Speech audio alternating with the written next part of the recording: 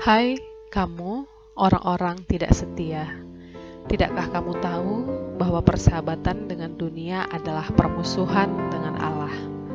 Jadi, barang siapa hendak menjadi sahabat dunia ini, ia menjadikan dirinya musuh Allah. Shalom, sahabat yang terkasih di dalam Tuhan.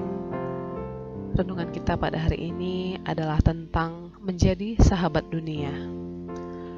Dalam Alkitab, istilah dunia memiliki beberapa arti. Istilah tersebut bisa menunjuk pada dunia tempat kita hidup, di mana manusia yang hidup dalamnya adalah kehidupan manusia yang berdosa. Jika kita lihat dari konteks firman Tuhan dalam Yakobus 4 ayat yang keempat, istilah dunia nampaknya menunjukkan pada kehidupan manusia yang berdosa.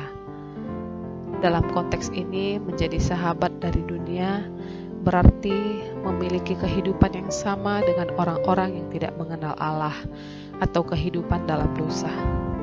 Yakobus menegaskan bahwa kehidupan dalam dosa adalah permusuhan dengan Allah. Mengapakah demikian? Sebab dosa dan Allah tidak bisa dipersatukan. Alkitab sendiri menegaskan bahwa seseorang tidak bisa melayani dua tuan. Ia harus memilih antara Allah atau Mamon.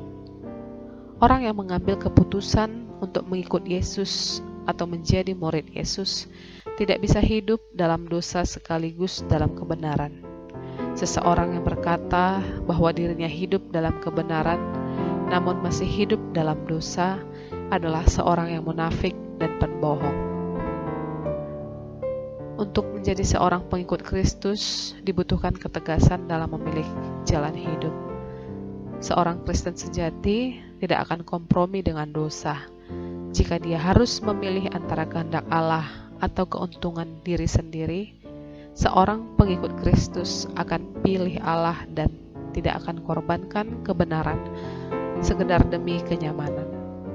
Hal ini tentu tidak berarti orang Kristen tidak akan pernah jatuh dalam pilihan yang salah.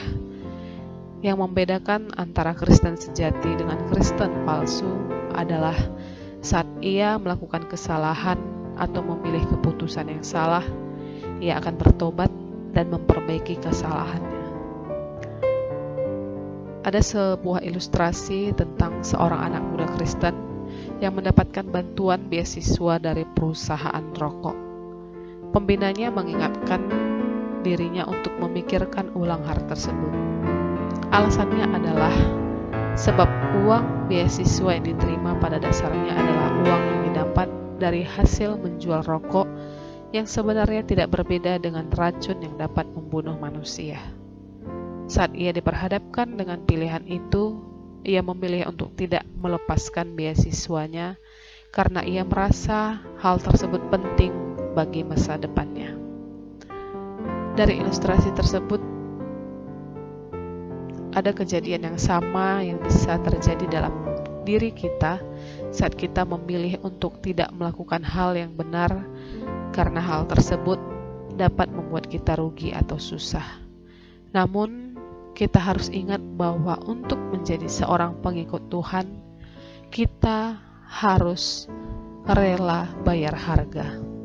Harga yang harus kita bayar dalam mengikut Tuhan adalah penyangkalan diri, yakni mengatakan ya untuk semua kehendak Tuhan serta kebenarannya, walaupun hal tersebut berlawanan dengan hasrat dosa kita. Sebaliknya, kita mengatakan tidak untuk semua hak yang berasal dari dorongan atau dosa ketika hal tersebut berlawanan dengan kebenaran atau kehendak Allah. Amin. Tuhan Yesus memberkati.